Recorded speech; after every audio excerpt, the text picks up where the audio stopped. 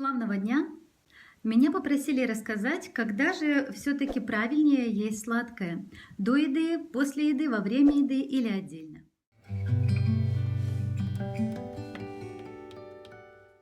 Дело в том, что современная диетология так и не может прийти к единому мнению, и до сих пор идут споры приверженцев того или иного варианта употребления сладкого. И, честно говоря, все оказываются правы, потому что с точки зрения аюрведы все эти варианты употребления сладкого, они имеют место быть, и все зависит от того, к какой конституции принадлежит человек, какое время года и время дня.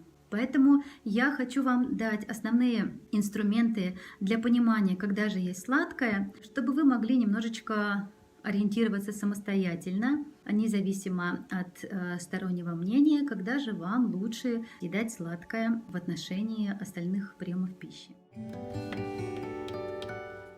Если у человека пониженная кислотность желудка, или в аюрведе это называется капха-тип, пониженная кислотность желудка или гипоацидность, она приводит к сниженному метаболизму веществ. И в таком случае сладкое нужно есть в начале еды, причем можно съесть его за 30 минут до еды, за 15 минут до еды, то есть чтобы был небольшой промежуток до основного приема пищи.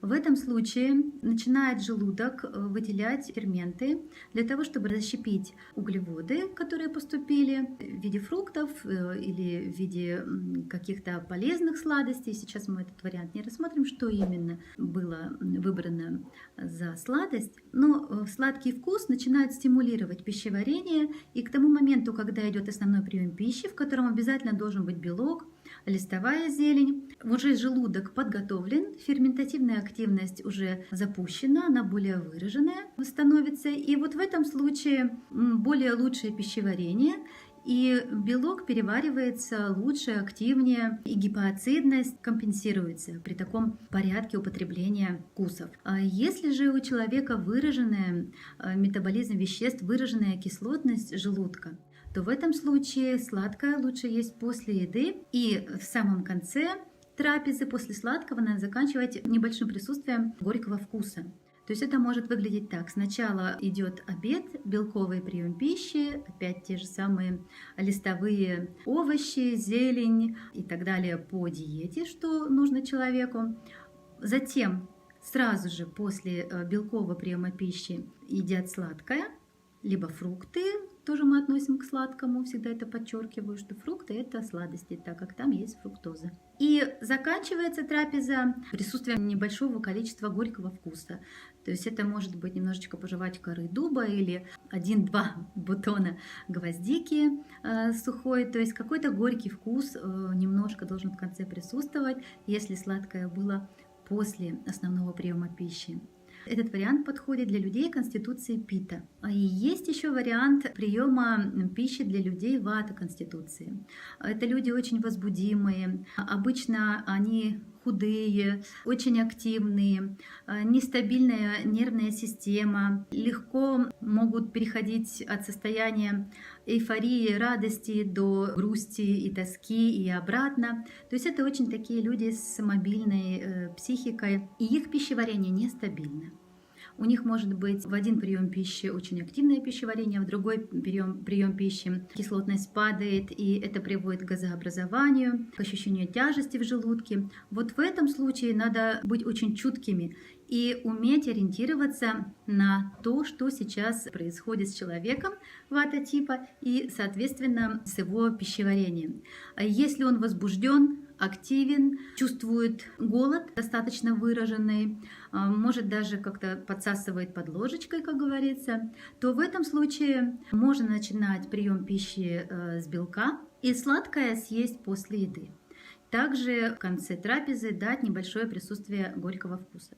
Если же у человека есть желание что-то пожевать, даже может быть при отсутствии голода, но на фоне стресса, на фоне скуки, то есть какое-то желание компенсировать с помощью еды психическое неуравновешенное состояние, вот в этом случае надо сначала дать немножечко сладкий вкус. Здесь очень важно, чтобы был небольшой объем, То есть небольшую, например, пару фиников или какие-то полезные сладости, которые человек может себе позволить по диете, либо, например, половинка банана. То есть сладкий вкус идет у нас в начале, человек получает удовлетворение не только психическое, но и желудок понимает, что сейчас будет прием пищи более активный, начинает раскачивать, скажем так, ферментативную активность, поджелудочная железа активизируется, и на этом фоне уже идет прием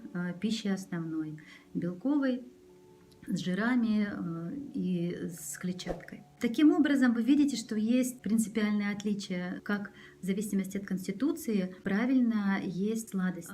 Для детей сладкий вкус необходим. Детям нельзя жить без сладкого вкуса. Другое дело, что сейчас часто идет перегруз быстрыми углеводами. И вот в этом случае детям, в зависимости от их конституции, когда мы даем сладкое до еды или после еды, обязательно в основном приеме пищи должен присутствовать белок.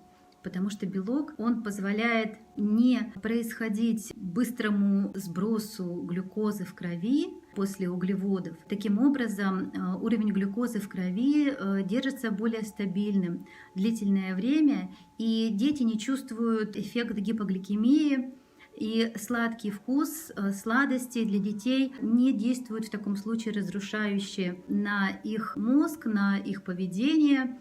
У них более ровное настроение, хорошая память, высокая концентрация. Именно поэтому для детей особенно важно все сладости сочетать с белковым приемом пищи. При низкой кислотности, при низком метаболизме сладкое до еды минут за 30-15, при активном метаболизме для худеньких деток сладкое можно позволить после еды, сразу же после основного приема пищи. И, естественно, в виде сладостей мы стараемся выбирать те продукты, в которых есть так называемые длинные углеводы, углеводы, в которых низкий гликемический индекс. Это не кондитерские изделия, естественно, не быстрые сладости, которые дают взлет глюкозы в крови и потом также быстро обрушивают эту глюкозу, и у ребенка возникает гипогликемия. Фрукты выбираем те, которые опять-таки имеют невысокий гликемический индекс. Таблицы с гликемическими индексами можно посмотреть в интернете. Это сейчас не проблема, информация очень доступная.